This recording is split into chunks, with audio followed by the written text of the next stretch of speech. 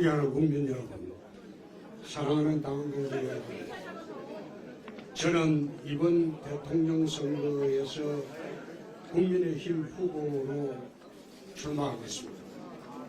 이번 대선에서 반드시 승리하여 잘 사는 나라, 행복한 국민, 강한 국가를 만들겠습니다.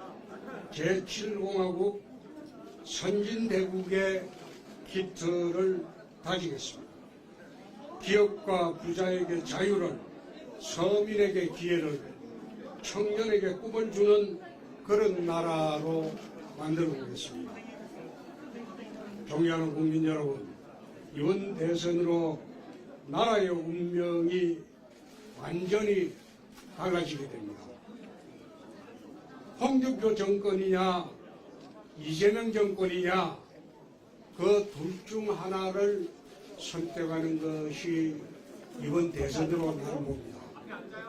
이번 대선은 언론에서 말하는 정권 교체나 정권 연장의 문제가 아니고 바로 홍준표 정권이냐 이재명 정권이냐 양자 선택의 그런 대선이 되어야 합니다. 다시 한번 묻겠습니다. 홍준표 정권이냐 이재명 정권이냐 과연 어느 쪽을 선택하시겠습니까?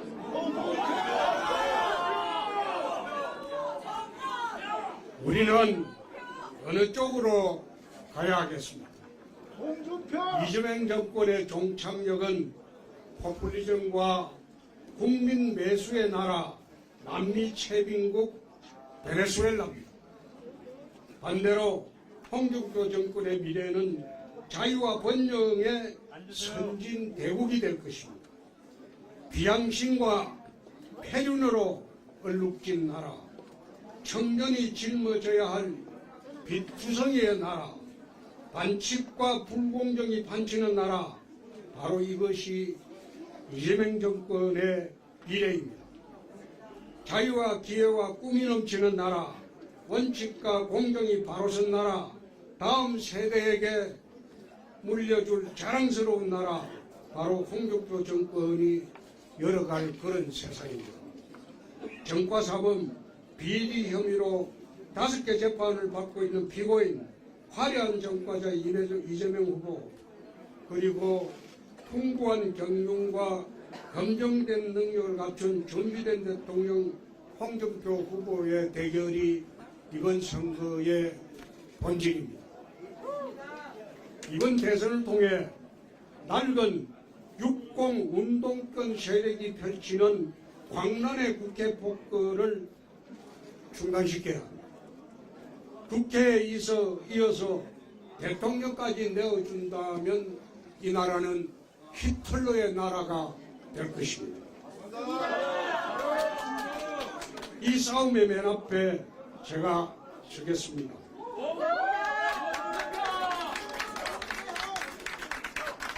지난 박근혜 탄핵 대선에서는 패전 처리 투수였다면 이번 대선은 구국과 승리의 구원 투수가 되도록 하겠습니다.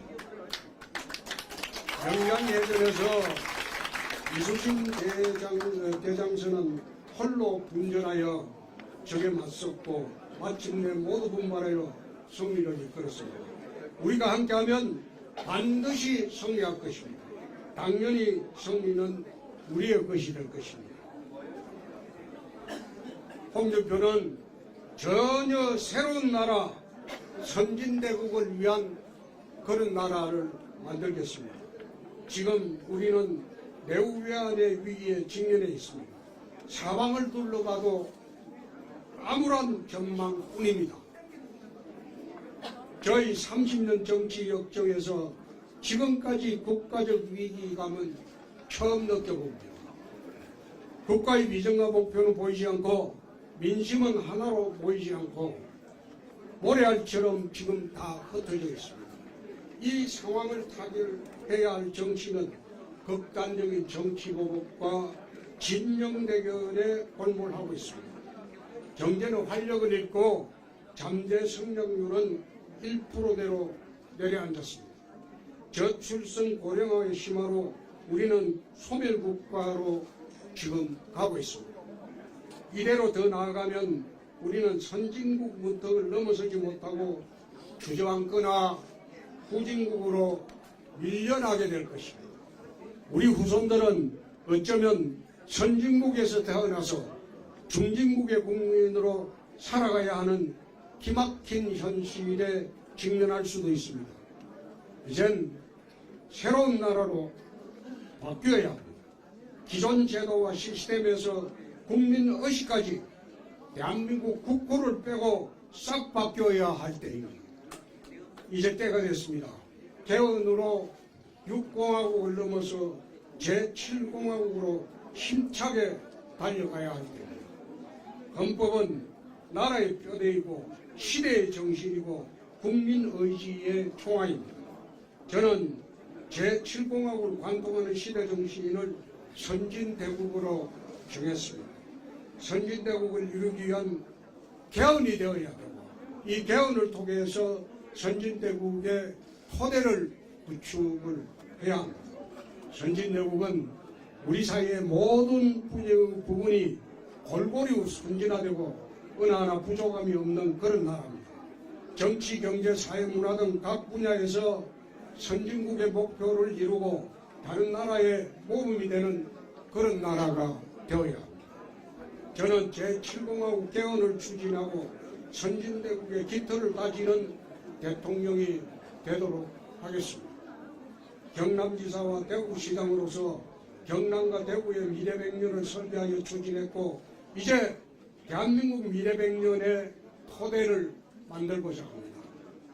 대선에서 승리한 직후 대통령 직속으로 개헌 추진단을 바로 만들겠습니다. 거대 야당과 협상할 수 있는 경륜과 관록으로 국가 정통성을 바로 잇고 미래 새 시대를 여는 올바른 개헌을 하도록 하겠습니다. 우리 사회 각 부분에서 공정과 정의를 세워 선진대국의 토대를 만들도록 하겠습니다. 그리하여 우리가 열어갈 미래는 더 공정하고 더 풍요로우며 더 자랑스럽도록 하겠습니다. 존경하는 국민 여러분, 저희 지난 30년 정치 여정은 오직 한 길이었습니다. 그것은 국가 경영의 꿈이었습니다. 이 꿈을 위해 도전하고 또 도전을 했습니다. 이번이 세 번째입니다. 충분히 걱정되었고 또 준비도 충분히 했습니다. 지금 당장 대통령직을 맡아도 전혀 문제가 되지 않을 만큼 준비를 했습니다.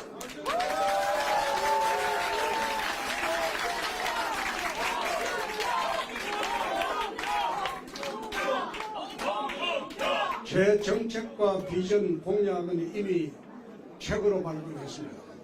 지난 3개월 동안 밤낮 없이 우리는 준비를 했습니다. 만에 하나 있을지 모르는 탄핵 대선 때문에 2017년도 박근혜 탄핵 대선 때처럼 정권을 그저 상남하는 그런 대선을 만들지 않기 위해서 탄핵 소추 직후부터 최악의 경우를 대비해서 우리는 준비의 준비를 거듭하였습니다. 지난주까지 준비를 마쳤습니다. 선진대국을 여는 저희 국정철학 5가지를 말씀드리겠습니다. 우선 정치 복원으로 국민통합을 이루도록 하겠습니다. 국민통합은 우리 앞에 놓인 가장 최우선 과제입니다. 나라는 좌우로 갈라지고 영남으로 갈라지고 남북으로 갈갈이 갈라져 있습니다. 정치가 오히려 갈등을 조장하고 정략적으로 이용되어 사태는 더 악화 일로에 와 있습니다. 이런 정치판을 그대로 두고는 아무것도 해낼 수가 없습니다.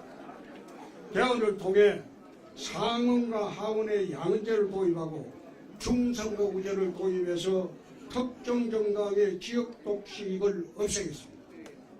특히 양극단 세력에 휘둘리지 않고 이념과 가치의 중심을 지키는 신탕평과 각자의 몫을 인정하고 배분하는 상호 인정과 상생의 정신으로 실종의 정치를 복원을 하도록 하겠습니다. 2008년도 여당 원내대표로 광우권 파동 당시 여야 협의로 국회를 운영하고 전국을 원만히 이끌었습니다. 2024년 광주 대구 협력을 통해서 헌정사상 최대 위헌 발의로 달빛철도법도 통과를 시켜왔습니다. 국익 중심의 또는 국민 행복을 넘어서는 그런 진영 논리나 가치는 있어서도 안 되고 앞으로는 이런 짓을 하지 말아야 됩니다. 교조적 이념에 얽매이지 않고 실사적 구실을 더한 실용주의 노선으로 국민 통합 원 코리아를 실현하도록 하겠습니다.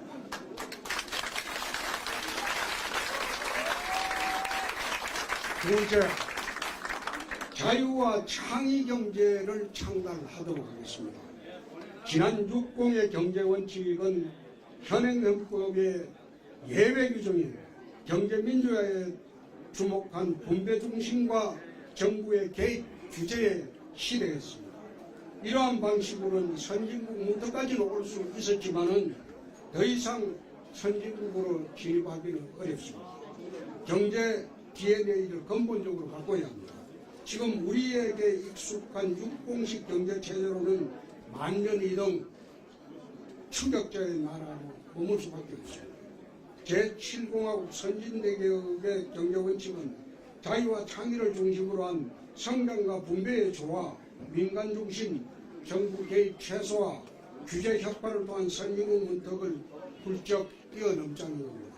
이를 위해 대한민국 미래 100년을 설계하는 미래 전략원을 만들고 민간이 함께 목표를 세우고 협력하는 민간경제보험 5개년 계획을 만들도록 하겠습니다. 우리는 규제의 나라입니다. 역대 정부는 늘 규제 계획을 외쳤지만 오히려 규제는 늘어나기만 했습니다. 우리는 새로운 산업을 시작할 때 규제부터 만들고 그 틀 속에서 진행하고 있는 나라입니다. 이제 근본적으로 풀어야 합니다. 규제 방식을 네거티브 방식으로 전환을 하고 국회에 상원을 두어 규제 입법을 제한하도록 하는 두바이처럼 규제 없는 한국판 두바이 특구를 만들도록 하겠습니다. 신산업 게이트 프리 방식을 도입하여 기업이 신기술이나 신산업을 진출할 때 정부의 사전 성의 없이 먼저 진출하고 사후에 성의 맞는 시스템으로 전환을 하겠습니다. 또한 초격차 기술주도 성장 전략을 추진하겠습니다. 지금까지의 2등 전략이 아니라 1등 전략으로 글로벌 경쟁을 선도하고 세계 시장을 제패하도록 하겠습니다. 정주영, 이백철과 같은 우리 100년 미래의 새로운 혁신가들이 기업가 중에서 나와야 합니다. 글로벌 선도형의 최초 유일한 연구개발에 더 많이 투자하고 초격차 기술을 상용화해서 세계 시장을 선도해 나가도록 하겠습니다. AI, 양자, 초전도체, 반도체, 첨단 바이오 등 초격차 기술 개발과 상용화에 최소 50조 이상 투자하도록 하겠습니다. 언제까지나 구글이나 테슬라의 꽁무니만 따라갈 수는 없습니다. 언제까지나 기업들이 국내를 버리고 미국에 공장을 짓고 일자리를 만들어 주는 그런 사태는 없어야 합니다. 우리 기업이 1등 전략으로 세계를 선도할 수 있도록 해야 합니다. 정부의 더 많은 투자와 지원으로 민간의 뒤를 바치도록 하겠습니다. 세 번째, 핵균형과 유장 평화로 남북 관계를 재정립하도록 하겠습니다. 지금 국제 질서는 요동치고 있습니다. 트럼프 행정부는 기존의 정통력에서 벗어나 미국의 우선주의에 기반한 새로운 질서를 만들고 있습니다. 한미동맹은 새로운 시험대에 올랐고 북한의 핵능력 고도하여 실질적인 핵기업이 지금 가시화되고 있습니다. 저는 북한의 핵은 오로지 핵으로만 막을 수 있고 북핵이 현실화되는 인상 우리도 핵능력을 갖춰야 한다는 것은 불문가지입니다. 이거는 핵균형자입니다. 핵균형자로서 있습니다. 2017년부터 핵균형을 주장했을 때 많은 사람들은 거꾸로 몰았습니다. 그건 잘못된 생각이죠. 경제 문제는 먹고 사는 문제지만 안보 문제는 죽고 사는 문제입니다. 그래서 이런 문제에 우리가 공감해서는 당연히 문재인 김정은이 판문점 회담을 그때 저는 위장평화쇼라고 했어요. 그 말했을 때 국민의 80% 이상 모든 정당이 저보고 악담을 한다, 거변을 한다, 막말을 한다, 그런 말을 했죠. 근데 지나고 보니 그게 거짓말이었습니까?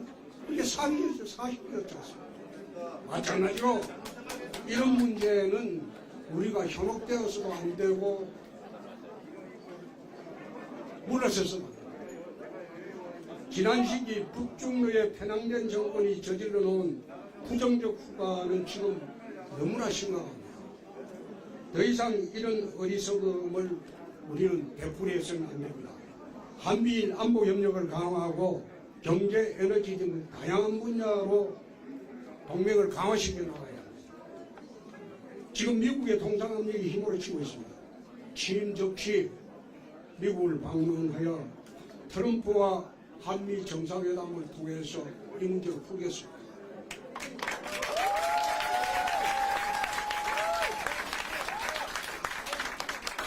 정통 외교로 나오면 외교적 방식으로, 비즈니스 장사꾼 방식으로 나오면 똑같이 장사꾼 방식으로 트럼프에 맞서 대한민국의 국익을 지키겠습니다.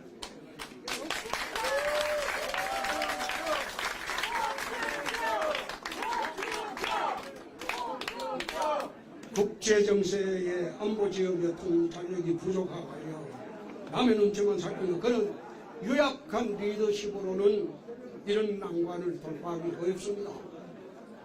그 어느 때보다 올바른 안보가 강력한 의지와 확고한 정책, 스트롱맨의 리더십이 필요한 때가 지금의 대한민국입니다.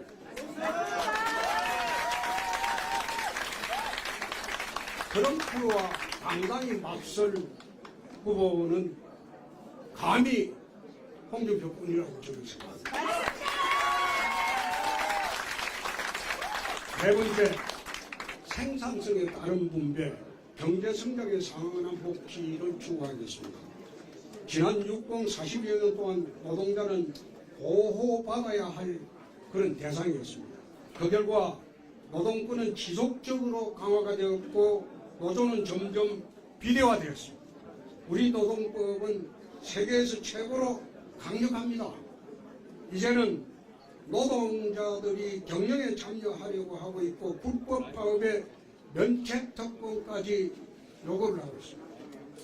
우리 산별노조는 가장 강력한 이익 집단으로 변했고 이제 정치 집단으로 바뀌어 정당과의 이익 공동체까지 지금 되고 있습니다.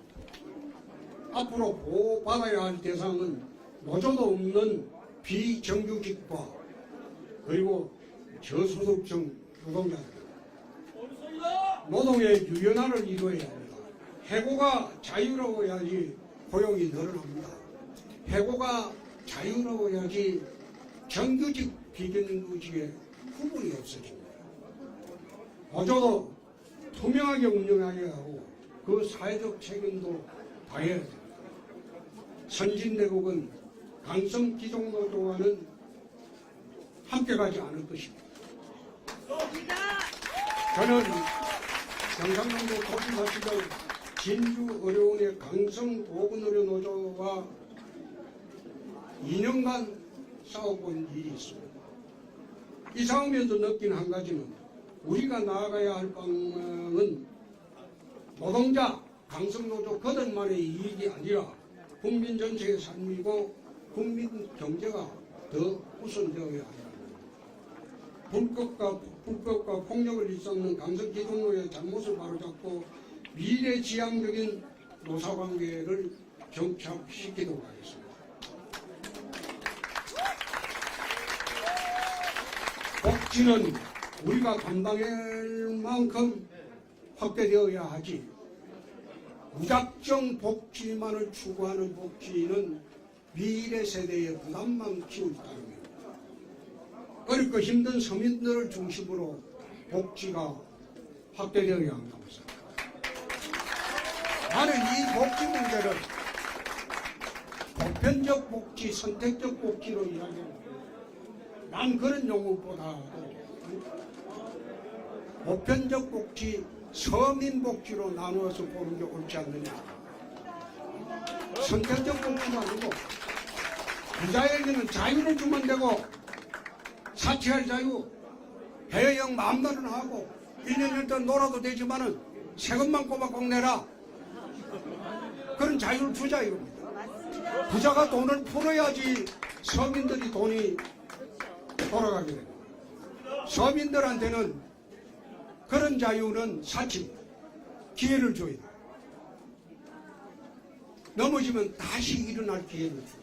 또 일어날 수 있는 여력을 국가가 지원을 해야 돼요. 그렇게 함으로써 나는 복지의 개념을 정의를 합니다. 그동안 과도한 복지, 무상복지를 확대한 결과 국가부처는 폭정을 냈습니다. 지금 국민 1인당 2,300만 원이 넘습니다. 빚이. 이 부채는 결국 우리 미래 세대의 부담입니다. 연금개혁도 방향도 미래 세대의 부담이 가는 방향으로 개혁돼서는 안 됩니다. 내가 좀 더 편하자고 자식에게, 손자에게 빚을 떠넘겨서는 안 된다는 겁니다. 부채 총량, 복지 총량에 대한 국민적 합의가 필요합니다. 개인이 대출을 낼 때도 소득이나 상환능력을 심사하듯이 정부도 빚을 낼 때는 상환계획과 성장률을 따져야 합니다. 어릴 때 저는 고리채 빚이 얼마나 무서운지 절감을 한 바 있습니다. 그래서 경남지사 시절이나 대구시장처럼 행정개혁을 통해 빚을 모두 갚았고 빚을 더 늘리지 않았습니다. 대구시정 3년을 맡으면서 해마다 예산을 짤 때 희망채를 발행하지 않았습니다. 빚을 내서 예산을 안 만들었습니다. 아마 17개 자치단체 중에서 대구시는 유일할 겁니다. 경남지사 때는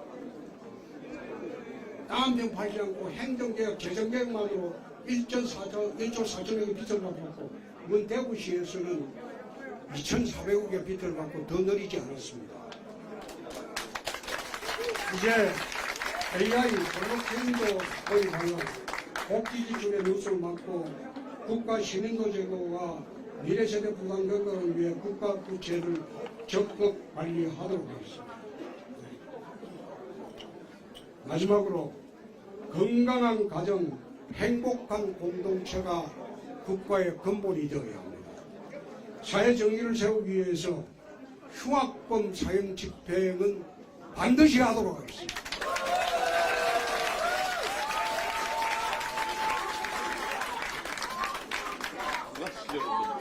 이걸 두고 일부 매체에서는 좌파 매체죠. 거부라고 하고 미개국가라고 하고 그런 이야기 하는 걸 본 적이 있어요. 미국이 사형집행을 합니다. 매년. 일본도 매년 합니다.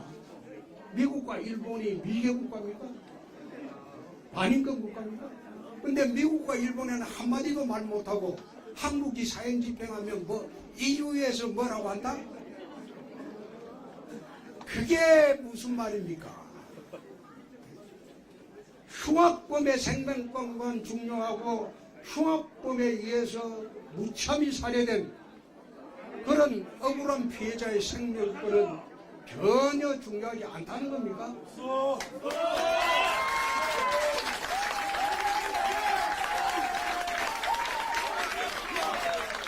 나는 그런 얽히기 좌파 논리에 현혹되지 않습니다.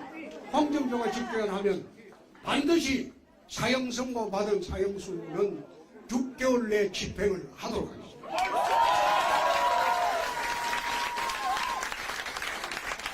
우리 사회의 편법과 엄수제도를 막기 위해서 선발 절차는 공정해야 됩니다. 엄수제도라는 게 조상의 언덕으로 시험 안 치고 바로 벼슬길에 가는 고려시대, 이조시대 그런 제도가 있었어요. 근데 그 제도가 지금 우리나라에도 현실화되어 있습니다. 예를 한번 들어볼까요? 대학 입시제도 내 예를 들어볼게요. 대학 입시제도에 지금 각 대학의 자율로 맡기는 바람에 선발하는 방식이 순천만입니다. 대학에 들어갈 수 있는 방법이 수백 가지, 수천 가지가 된다는 것은 그만큼 뒷문으로 들어가고 편법으로 들어가는 방법이 수천 가지가 있다는 겁니다. 이 제도 옳지 않습니다. 대학 시험은 1년에 수능 2번 보고 그 중에 잘한 점수로 대학에 가는 게 맞습니다. 마침 오늘인가 서울대학 교수들이 발표했더라고. 수능 3번 보고 그거 점수로 대학 가자고 발표를 했더라고요. 이게 수능 비율이 20%에도 미치지 못하고 수천 가지의 입시 전형이 있다는 게 이게 말이 안 돼요.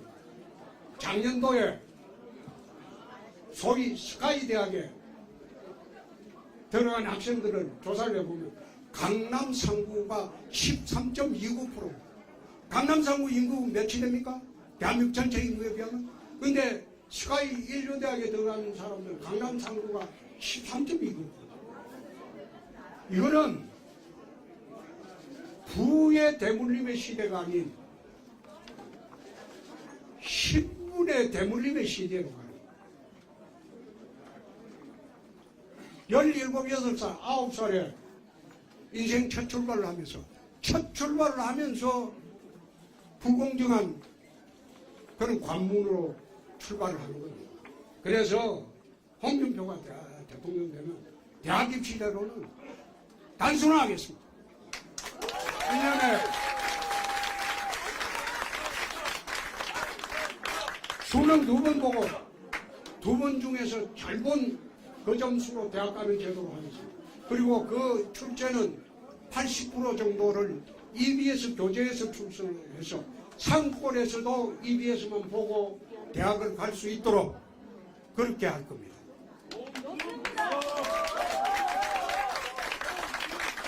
두 번째, 난 로스쿨을 반대했어요. 저건 잘못된 제도다. 저 제도가 20년 전에 도입될 때 시행이 되면 엄수제도가 될 것이다. 부자들, 고위층 자제들 로스쿨 가서 판검사 될 때 면접만 봅니다. 시험 안 칩니다. 그래서 웬만한 집안의 자제들은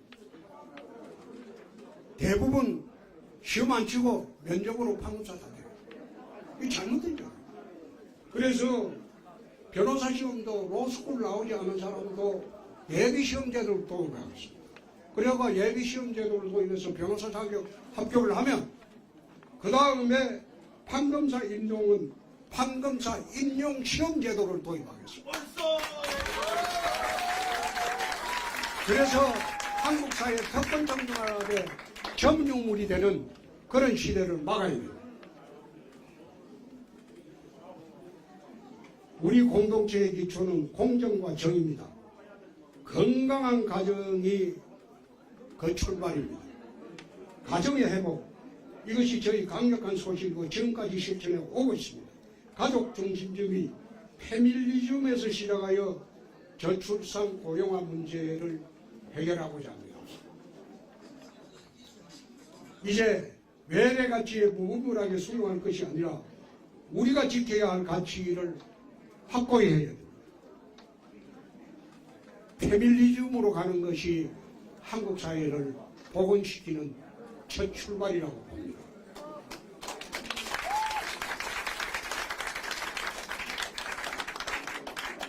저는 차별금지법을 반대합니다. 사회적 갈등은 차별금지가 아닌 격차 해소로 접근을 하고 정책 역량을 격차 해소를 풀어나가는 데 중점을 두도록 하겠습니다. 존경하는 국민 여러분, 사랑하는 당원 동지 여러분, 저는 이번 계엄에도 반대를 했고 탄핵에도 반대를 했습니다. 탄핵에 반대한 것은 계엄을 옹호한 것은 절대 아닙니다. 방법은 잘못됐죠. 그러나 우리가 만든 대통령을 탄핵으로 내쫓는다는 것은 그건 옳지 않다. 스스로 물러날 기회를 주자. 난 늘 그런 주장을 했습니다. 계엄행위에 대한 사법적 판단과는 별개로 우리가 만든 대통령을 내쫓는 탄핵 방식에 동의를 할 수 없습니다. 지난 몇 달 동안은 우리는 거대 야당의 국회 폭포를 막기 위해서 모두 힘을 보탰습니다. 이제는 찬탄 반탄에 얽매일 것이 아니고 대선 승리를 위해서 새로운 나라를 세우기 위해서 모두 한마음으로 뭉쳐야 합니다.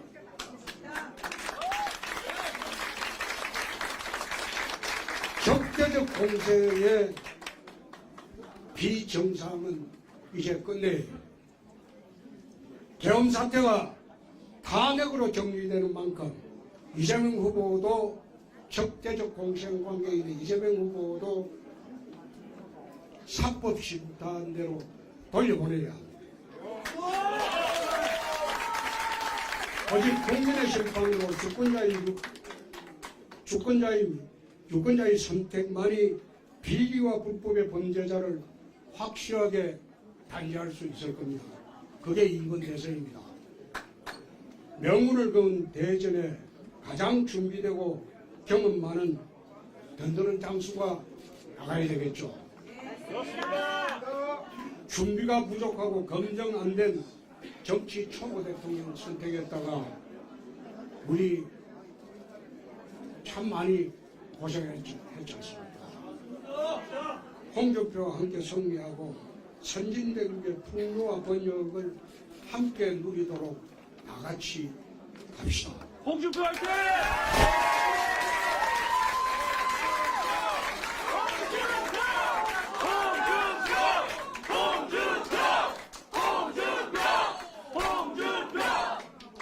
완전히 달라진 나라, 전혀 새로운 나라 건설, 제조 산하를 위해 헌신하도록 하겠습니다. 감사합니다.